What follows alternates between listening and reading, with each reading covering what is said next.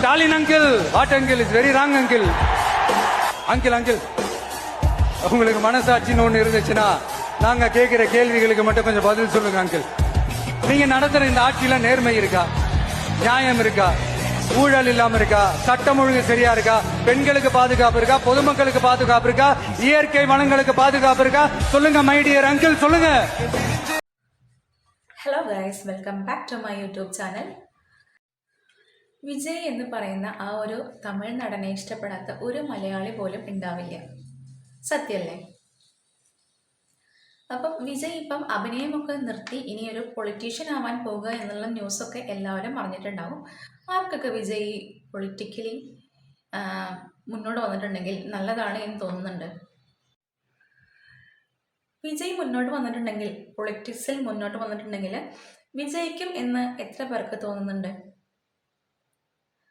എന്തായാലും ഒരു 3 ദിവസം മുമ്പായിട്ട് വിജയുടെ ഒരു സ്പീച്ച് കേൾക്കാനിടയായിട്ടുണ്ടായിരുന്നു. ഈ ഒരു വീഡിയോ കുറച്ച് വൈകിപ്പോയി.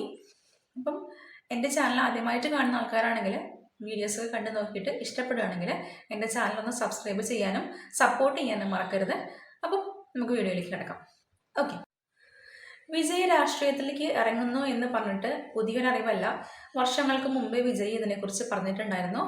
പക്ഷേ ഫസ്റ്റ് സമ്മേളനങ്ങളും കാര്യങ്ങളൊക്കെ നടത്തിക്കൊണ്ടിരുന്നപ്പം വിജയ് വളരെ സോഫ്റ്റ് ആയിട്ടുള്ള ഓരോരോ നിലപാടുകളാണ് പുറമെ പറഞ്ഞിട്ട് ഉണ്ടായിരുന്നത്. അതായത് സോഫ്റ്റ് ആയിട്ടുള്ള പൊളിറ്റിക്കൽ നയങ്ങളായിരുന്നു വിജയ് മുന്നോട്ട് വെച്ചിട്ടുണ്ടായിരുന്ന ആശയങ്ങൾ. അതായത് ചെറിയ ചെറിയ വിമർശനങ്ങളൊക്കെ നടത്തിയിട്ടാണ് വിജയ് തൻ്റെ ഓരോരോ സമ്മേളനങ്ങളും മുന്നോട്ട് വെച്ചിരുന്നത്. പക്ഷേ ഇപ്പം ഈ ഒരു 3 ദിവസം മുമ്പ് ചെയ്തിരുന്ന സമ്മേളനത്തിൽ അങ്ങനെയല്ല വിജയ് പ്രസംഗിച്ചിരുന്നത്. അതായത് ഒരു സിംഹം വേട്ടയ്ക്കിറങ്ങി എന്നുള്ള രീതിയിലാണ് വിജയ് ഈ ഒരു സമ്മേളനം നടത്തിയിരുന്നത്.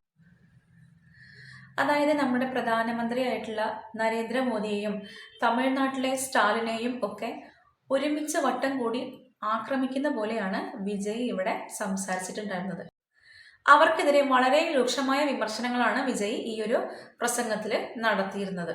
പിന്നീട് ഇവിടെ എടുത്തു പറഞ്ഞത്, വിജയ് ആരുടെയും കൂടെ കക്ഷി ചേരാൻ ഇഷ്ടപ്പെടാത്ത വ്യക്തിയാണ്, സ്വതന്ത്ര സ്ഥാനാർത്ഥിയായിട്ട് മത്സരിക്കാനാണ് വിജയ് നോക്കുന്നത് എന്നാണ് വെളിപ്പെടുത്തിയിട്ടുള്ളത്. അതായത് തമിഴ്നാട്ടിലെ 234 മണ്ഡലങ്ങളിലും സ്വതന്ത്ര സ്ഥാനാർത്ഥിയായിട്ടാണ് വിജയ് മത്സരിക്കാൻ തയ്യാറെടുക്കുന്നത്. അതായത് ഒരു ഇൻഫ്ലുവൻസിൻ്റെയും പിടിപ്പെടാതെ, ഒരു മുന്നണിയുടെ കൂടെയും ചേരാതെ സ്വതന്ത്ര സ്ഥാനാർത്ഥിയായിട്ട് മുന്നോട്ട് പോകാനാണ് വിജയ്ക്ക് താല്പര്യം എന്നാണ് വിജയ് ഈ ഒരു പ്രസംഗത്തിൽ പറഞ്ഞിട്ടുണ്ടായിരുന്നത്. പിന്നീട് പറഞ്ഞിട്ടുണ്ടായിരുന്നത് സ്ത്രീകളുടെ സുരക്ഷയ്ക്ക് വേണ്ടിയും യുവതലമുറയുടെ ഉന്നമനത്തിന് വേണ്ടിയും അങ്ങനെ പല പല മേഖലകളിലുള്ള ആളുകളുടെയും ഉയർച്ചയ്ക്ക് വേണ്ടി ഞങ്ങൾ ജനങ്ങളുടെ കൂടെ നിന്ന് ജനങ്ങളിൽ ഒരാളായിട്ട് പ്രവർത്തിക്കാനാണ്. അതായത് ജനങ്ങളിൽ ഒരാളായിട്ടെന്നല്ല, ഞാൻ നിങ്ങൾ എന്താവശ്യപ്പെടുന്നോ അത് നിങ്ങൾക്ക് ചെയ്തു തരാൻ വിധിക്കപ്പെട്ടവനാണ്. അതുകൊണ്ട് അത് എൻ്റെ കടമയായി കണ്ട് ഞാൻ എല്ലാ കാര്യങ്ങളും ചെയ്ത് എല്ലാവർക്കും ജനങ്ങൾക്ക് മുന്നിലിട്ടിറങ്ങി അവരെ സംരക്ഷിക്കുന്നതിൽ മുൻതൂക്കം കൊടുത്ത് മുന്നോട്ട് പോകാനാണ് എനിക്ക് താല്പര്യം എന്നുള്ള കാര്യമാണ് വിജയ് ഇവിടെ രണ്ടാമതായിട്ട് പ്രതിപാദിച്ചിരിക്കുന്നത്. അതായത് ചുരുക്കി പറഞ്ഞാൽ ജനകേന്ദ്രീകൃത രാഷ്ട്രീയ നയങ്ങളാണ് വിജയ് ഇവിടെ മുന്നോട്ട് വെച്ചിരിക്കുന്നത്. അതായത് ജനങ്ങൾക്ക് വേണ്ടി ജനങ്ങളാൽ തിരഞ്ഞെടുക്കപ്പെട്ട ആളായി നിങ്ങളുടെ മുന്നിൽ നിന്ന് എന്താണോ നിങ്ങൾക്ക് ആവശ്യമുള്ളത്, ജനങ്ങൾക്ക് ആവശ്യമുള്ളത് അത് ചെയ്തു കൊടുക്കാൻ ഏതൊരു അവസ്ഥയിലും മുന്നിട്ടിറങ്ങി ഞാൻ ഉണ്ടാകും എന്നുള്ള ഒരു വാഗ്ദാനമാണ് വിജയ് ഇവിടെ ചെയ്തിരിക്കുന്നത്. അതായത് വളരെയധികം തീവ്രതയോട് കൂടിയുള്ള ഒരു സ്പീച്ചായിരുന്നു വിജയ് ഇവിടെ കാഴ്ചവെച്ചിട്ടുണ്ടായിരുന്നത്. ഒരുപാട് ജനലക്ഷങ്ങളാണ് ഈ ഒരു സ്പീച്ച് കേൾക്കാൻ വേണ്ടിയിട്ട് അന്ന് അവിടെ തടിച്ച് കൂടിയിട്ടുണ്ടായിരുന്നത്.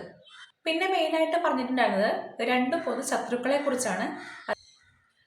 അതായത് DMK എന്ന് പറഞ്ഞാൽ ഇപ്പം തമിഴ്നാട് ഭരിച്ചുകൊണ്ടിരിക്കുന്ന സ്റ്റാലിനാണ് ഇവിടുത്തെ പൊളിറ്റിക്കൽ ശത്രുവായിട്ട് വിജയ് കണക്കാക്കുന്നത്. പിന്നെ രണ്ടാമത് വരുന്നത് നമ്മുടെ എല്ലാം പ്രധാനമന്ത്രിയായിട്ടുള്ള നരേന്ദ്രമോദിയുടെ ആശയപരമായിട്ടുള്ള ശത്രുവാണെന്നാണ് പ്രതിപാദിക്കുന്നത്. ഈ ഒരു സ്റ്റാലിനെ കുറിച്ച് പറയുന്നത് സ്വന്തം കാര്യം മാത്രം നോക്കി ജീവിക്കുന്ന, അതായത് നമ്മുടെ നാടിന് വേണ്ടിയിട്ട് ഒന്നും തന്നെ ഇറക്കാതെ, അതായത് നാടിന് വേണ്ടിയിട്ട് ചെയ്യേണ്ട കാര്യങ്ങളെല്ലാം ചെയ്യാതെ വീട്ടിനുള്ളിലുള്ള ആൾക്കാരെ സേഫ് ആക്കാനുള്ള ഒരു നാടകീയമായ ഓരോരോ മൂവുകളാണ് ഈ ഒരു സ്റ്റാലിൻ പുറപ്പെടുവിക്കുന്നത് എന്നാണ് വിജയ് ഇവിടെ പറഞ്ഞിട്ടുള്ളത്. പിന്നെ നരേന്ദ്രമോദി ചെയ്യുന്നത് മുസ്ലിംസിന് എതിരായിട്ടാണ് ഇവർ പ്രവർത്തിക്കുന്നത് എന്നാണ്. അതായത് മുസ്ലിം സഹോദരങ്ങൾക്ക് എതിരായിട്ടാണ് നരേന്ദ്രമോദിയുടെ ഓരോരോ പ്രവർത്തനങ്ങളും നടക്കുന്നത് എന്നാണ് വിജയ് ഇവിടെ പ്രതിപാദിക്കുന്നത്. എന്തായാലും ഈ ഒരു സ്പീച്ചൊക്കെ കേട്ടപ്പം എനിക്ക് തോന്നിയിട്ടുള്ളത്, തമിഴ്നാട്ടിലുള്ള ആൾക്കാർക്ക് കുറച്ചെങ്കിലും ഒരു വിവരവും വിദ്യാഭ്യാസവും അല്ലെങ്കിൽ ഒരു വകതിരിവുണ്ടെങ്കിൽ എന്തായാലും വിജയിനൊക്കെ ജയിപ്പിച്ച് കൊണ്ടുവരണം. കാരണം ഇത്രയധികം പൈസയൊക്കെ കയ്യിലുള്ള ആൾക്കാർ വീണ്ടും വീണ്ടും തൻ്റെ പോക്കറ്റിലേക്ക് പൈസ വാരി എടുക്കും എന്നുള്ള കാര്യം നടത്തില്ല എന്നാണ് ഞാൻ വിശ്വസിക്കുന്നത്. അതായത് ജനങ്ങൾക്ക് നല്ല രീതിയിൽ മുന്നോട്ട് ഓരോരോ പ്രവർത്തനങ്ങളും സജീവമായിട്ട് കിട്ടണം എന്നുണ്ടെങ്കിൽ വിജയെ പോലുള്ള ആളുകളാണ് മുന്നോട്ട് വരേണ്ടത്. ഇപ്പം സ്റ്റാലിൻ കണ്ടില്ലേ, സ്റ്റാലിൻ്റെ മകനെ തന്നെയാണ് അടുത്ത മന്ത്രിയായിട്ട് നിർത്തിയിട്ടുള്ളത്, ഉദയനിധി സ്റ്റാലിൻ. എല്ലാവർക്കും അറിയാമായിരിക്കും. അപ്പം അതും ഈ ഒരു സ്റ്റാലിൻ കുടുംബത്തിലുള്ളതാണ്. അപ്പം പുറത്തുള്ള ആൾക്കാർക്ക് ഒരു ഉപകാരവുമില്ലാതെ എല്ലാം ഫാമിലിയിലേക്ക് കൊണ്ടുപോകുന്ന ആൾക്കാരാണ് ഇപ്പം ഭരിച്ചുകൊണ്ടിരിക്കുന്നത് എന്നാണ് വിജയ് ഇവിടെ പ്രതിപാദിക്കുന്നത്. അപ്പം എനിക്ക് പറയാനുള്ളത്, കുറച്ചെങ്കിലും തമിഴ്നാട്ടുകാർക്ക്, അതായത് തമിഴ് ജനതകൾക്ക് കുറച്ചെങ്കിലും വിവരവും ബോധവും ഉണ്ടെങ്കിൽ വിജയിയെ പോലെ ഒരാൾ മുന്നോട്ട് വന്ന് നിൽക്കുമ്പോൾ തങ്ങൾ രണ്ട് കൈയും നീട്ടി സ്വീകരിക്കുകയാണ് ചെയ്യേണ്ടത്. തങ്ങളുടെ ഉന്നമനത്തിന് വേണ്ടിയിട്ട് എന്തും എങ്ങനെയും ചെയ്തു തരാമെന്ന് ഇവർ ഇങ്ങനെ പറയുന്നുണ്ടെങ്കിൽ അതിൽ ഒരു സത്യവും ഇല്ലാതെ ഇരിക്കില്ല, സത്യമായിരിക്കും അത്. അപ്പം എത്രയൊക്കെ ഇപ്പം ചില പിന്തുണ ഉണ്ടെന്ന് പറഞ്ഞാലും വോട്ടിംഗ് ഒക്കെ നടക്കുമ്പോൾ നമുക്കൊന്നും പറയാൻ പറ്റില്ല. അവിടെ താഴെ നിൽക്കുന്നവൻ മുകളിൽ വരാനും മുകളിൽ നിൽക്കുന്നവൻ താഴെ ഇറങ്ങാനും ഒന്നും ഒരു സമയത്തിൻ്റെയും ആവശ്യമില്ല. എല്ലാം ഞൊടിയിടയിൽ നടക്കാറുണ്ട്. അത് നമ്മൾ കണ്ടിട്ടുമുണ്ട്. കാരണം കമലഹാസന് എന്തോരം ജനപിന്തുണ കിട്ടിയിരുന്നതാണ്. പക്ഷേ വോട്ടിംഗ് ചെയ്ത സമയത്ത്, വോട്ട് നടന്ന സമയത്ത് കമലഹാസൻ തോറ്റുപോവാണ് ചെയ്തത്. അപ്പം നമുക്ക് ഒന്നും ഇവിടെ പറഞ്ഞു വയ്ക്കാൻ പറ്റും. വിജയ് സ്ഥാനമേറ്റ് വരുമോ എന്നുള്ള കാര്യം ഇപ്പോഴും ചോദ്യചിഹ്നമായിട്ട് കിടക്കുകയാണ്. അതായത് നല്ല രീതിയിൽ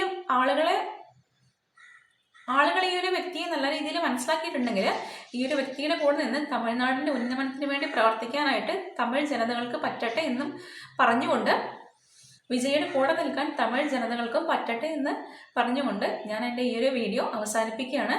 അപ്പം എൻ്റെ ചാനൽ പുതിയതായിട്ട് കാണുന്ന ആൾക്കാരുണ്ടെങ്കിൽ ചാനലൊന്ന് സബ്സ്ക്രൈബ് ചെയ്യാനും ലൈക്ക് ചെയ്യാനും ഷെയർ ചെയ്യാനും കമൻറ്റ് ചെയ്യാനും സപ്പോർട്ട് ചെയ്യാനും മറക്കരുത്. അപ്പം ഇതിൽ മുന്നോട്ട് പോകണം എന്നുള്ള രീതിയിലേക്ക് നല്ല ആഗ്രഹമുള്ള ഒരാളാണ്. സോ സപ്പോർട്ട് വേണം. അപ്പം പുതിയൊരു വീഡിയോ ആയിട്ട് വരുന്നതുവരെയും ബൈ.